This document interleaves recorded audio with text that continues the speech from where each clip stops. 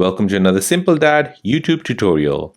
In this video, I'll show you how to find the exact video frame you're looking for on a YouTube video. If you're new here, then please subscribe to see more videos like this and don't forget to like this video.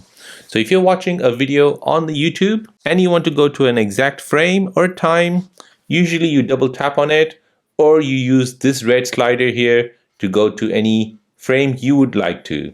Recently, YouTube have introduced a new way of finding the exact frame on a YouTube video. So let me show you how to do that. Okay, so using this red dot, you can scrub this anywhere you like. So if you take it to the left or you take it to the right.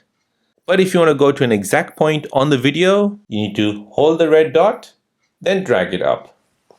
Once you do this, you'll get this extra control here where you can see your video frame by frame. So if I drag it to any of this video spot, I'll be able to see frame by frame what exactly the video is showing. So that is how to find the exact video frame you're looking for on a YouTube video. If this video is helpful, then please subscribe to see more videos like this. If you have any other questions, then please do let me know in the comment section down below. Thanks for watching and see you in the next one.